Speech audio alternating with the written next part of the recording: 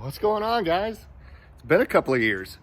I'm gonna try and get back into making some videos, probably not with the frequency that I did in the past, but it's something I want to get into. I've been busy actually building a garage, or remodeling a garage, making it, setting it up for automotive work, welding, things like that. You can see right there, I got some air conditioning going in there, some new drywall, a new ceiling. I'm also remodeling the kitchen, and that's pretty much what I've been up to for about the past 2 years.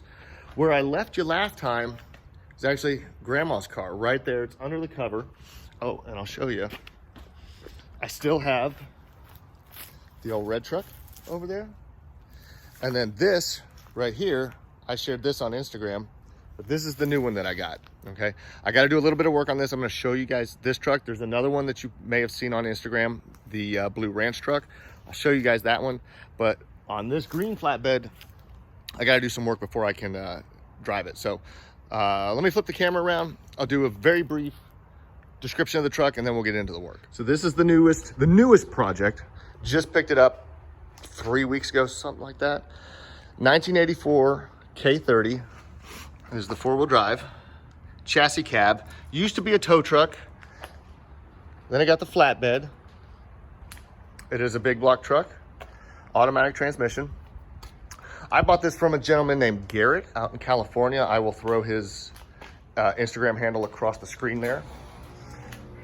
But she's in good shape. I do have to fix one thing, at least to start with, which is the HYDROBOOST.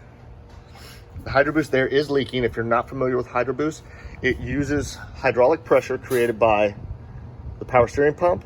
You've got a feed line, goes up here, powers the HYDROBOOST. Another high pressure line that goes down to the power steering box.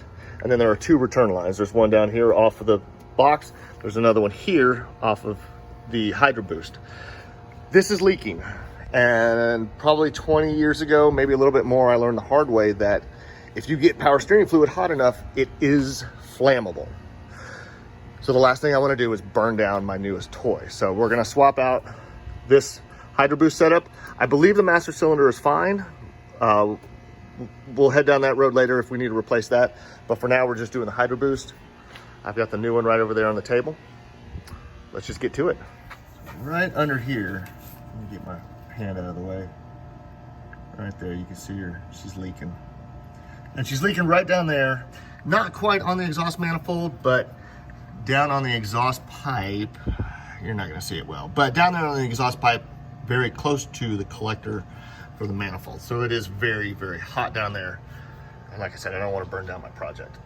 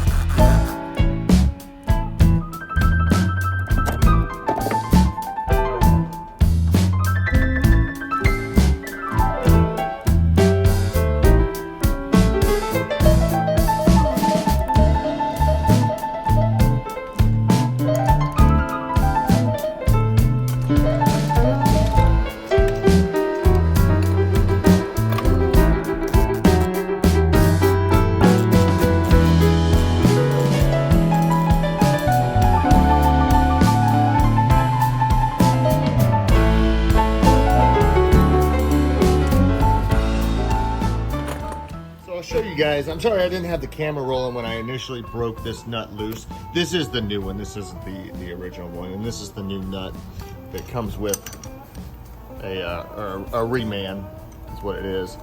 But it's nearly impossible to get a wrench inside of that bracket. Let me move over and show you that bracket. It's just too tight to get any type of a wrench in here. I've got a big crescent wrench, and it's just too much. So the problem here is, you can see, I don't think they're serrations, but you could call them teeth on this nut. And as you tighten it down in that direction, if you see the teeth help keep it from loosening.